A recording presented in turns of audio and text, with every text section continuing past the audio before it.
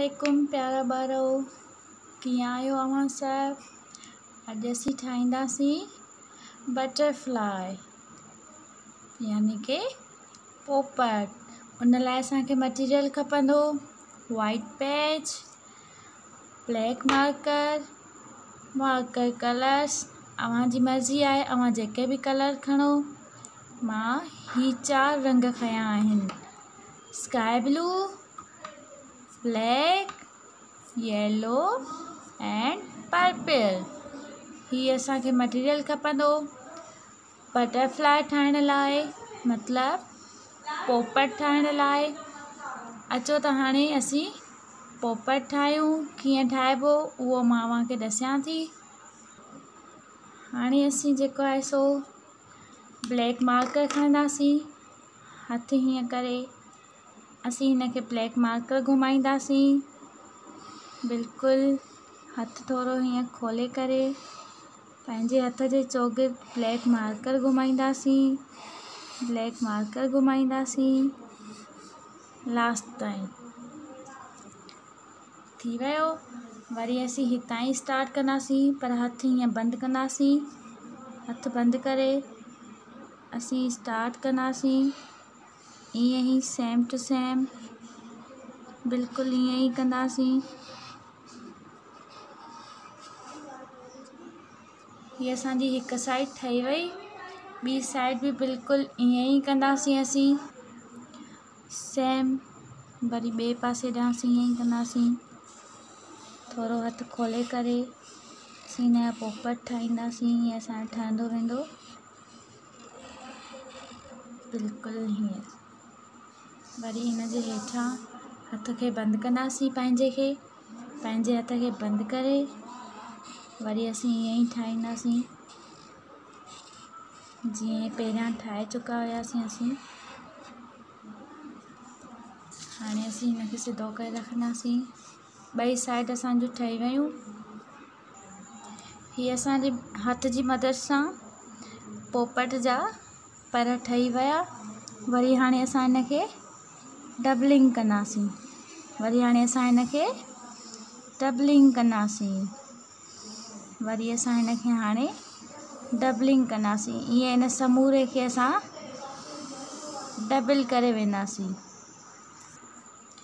ॾिसो ही सॼो डबल थी वियो। इन खां पोइ असीं हिनखे ख़ाली जॻह ते सर्किल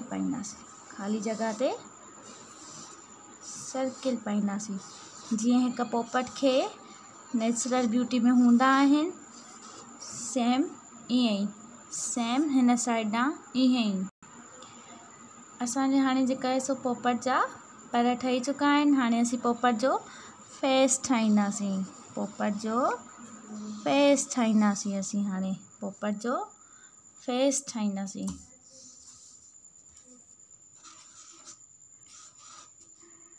आइस ठाहे असीं हिन जो फेस ठाहींदासीं। हिन खां पोइ कर्व कंदासीं। हिनखे असीं गोल कंदासीं। हीअ असांजो पोपट ठही चुको आहे। पोइ असीं हिनखे थोरो स्माइल वांगुरु कंदासीं फेस असीं। हाणे असीं हिनखे ब्लैक कलर कंदासीं। ब्लैक कलर खणंदासीं मार्कर। असीं ब्लैक मार्कर कलर खणी करे असीं हिनखे ॾींदासीं पूरे खे। ब्लैक कलर थी वियो। हाणे असीं पर्पल कलर खणंदासीं यानी कि वाङणाई कलर। जेके असीं इहे सर्किल पाता हुआसीं इन्हनि खे असां वाङणाई कलर ॾींदासीं यानी कि पर्पल कलर ॾींदासीं। जेके असां सर्किल पाता आहिनि उन्हनि खे असीं पर्पल कलर कंदासीं। उन्हनि खे असीं ॿिन्ही साइडनि खां पर्पल कलर कंदासीं यानी कि वाङणाई कलर।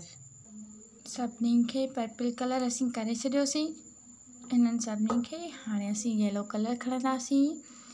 उहो जेका डबलिंग कई हुईसीं असीं हिननि खे येलो कलर कंदासीं।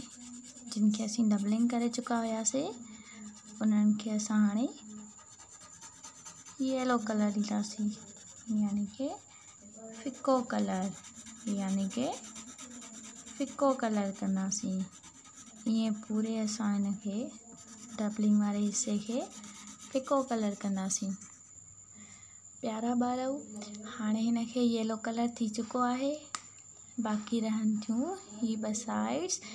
इन्हनि खे असीं कंदासीं रेड कलर। असीं इन्हनि खे छा कंदासीं? रेड कलर प्रॉपर तरीक़े सां असीं कंदासीं। असल में ही जेकी आर्ट आहे ॿारनि जो सेंसरी मोटर ऐं फिज़िकली मोटर ॿिन्हिनि खे वधाईंदी आहे, जंहिंमें ॿार सोचींदा कलर कहिड़ो असांखे खणणो आहे। इहो असांजो छा थी वियो? सेंसरी।